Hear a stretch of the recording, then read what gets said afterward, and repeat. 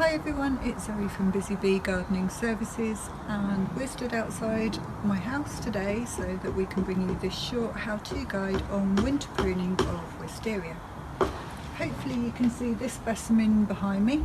It's about 12 years old, and so at the moment it's midwinter and it doesn't look that impressive. In fact, it looks pretty bare, but this is the perfect time to prune Wisteria, and the aim of that pruning will do three things. The first thing is to remove any dead or diseased branches so that you don't introduce infection.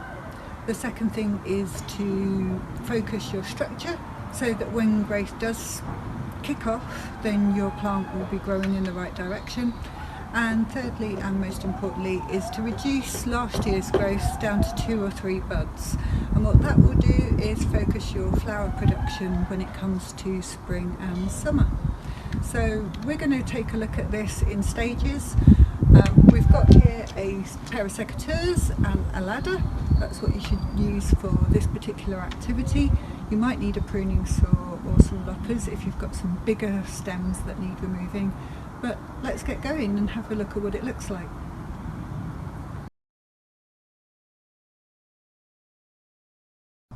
Okay, so we're up on our ladder. We've got a pair of secateurs in hand. So now we're going to have a look at the first step we mentioned in the previous video, which is looking for dead or diseased sections of the plant.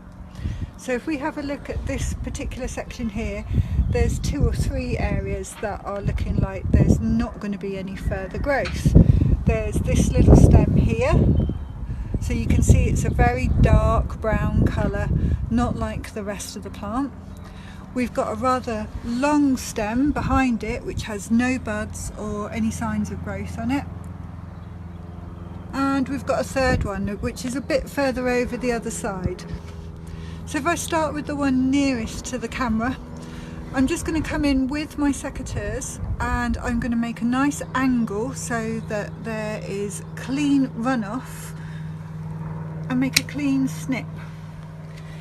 So there you should be able to see the fresh cut, and the importance of making it at an angled cut, which will be a bit clearer on the second cut, is so that the water runs off freely. So again, this is another section that's got no growth, it's not going to come back to life.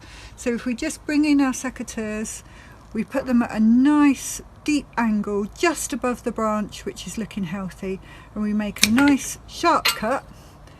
Again, you can see this has got a nice runoff for any water to run away from the plant. The next thing you would do is carry on right across the plant so that you get all of those pieces out of the way.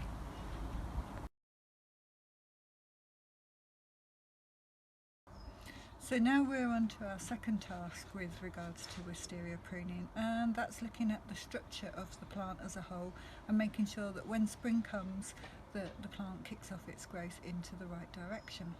So if we look at this section here on the wall, we can see we've got a number of branches which are crossing, which could cause some rubbing later on, and which is looking quite congested.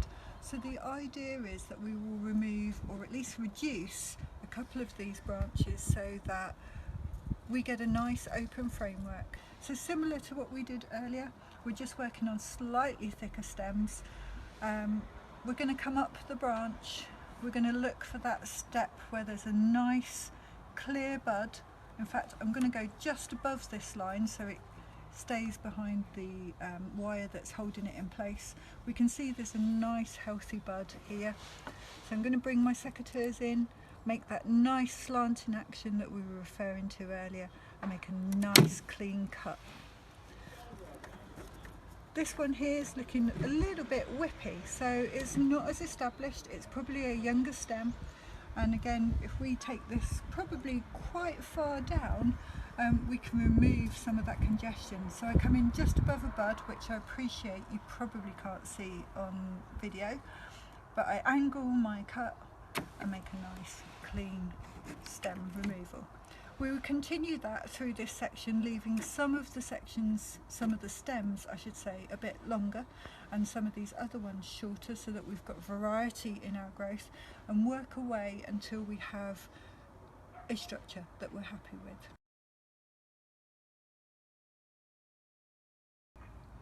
So the third and final type of cuts that we want to make are to aid bud development, so we get a real flourish of flowers when it comes to spring and summer.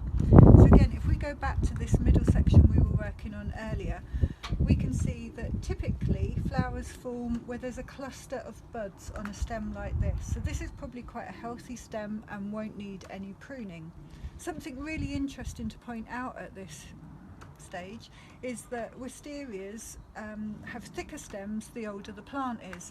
So something like this stem here could be 5 years or older, whereas this stem could be anything from 1 to 3 years old. And it's these 1 to 3 year old stems that really provide us with the fresh flowers for the year to come.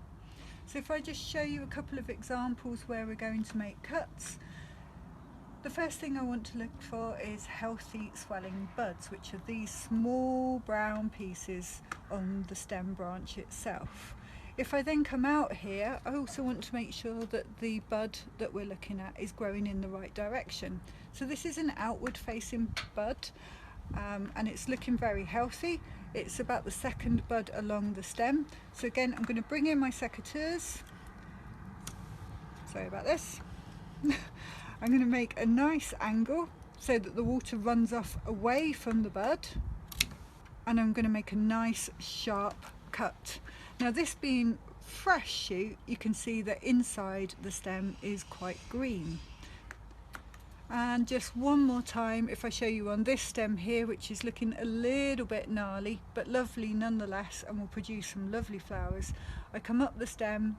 In this case I'm going to look at 1, 2, 3, and the bud's actually behind the stem, but that should give you a good angle of my secateurs.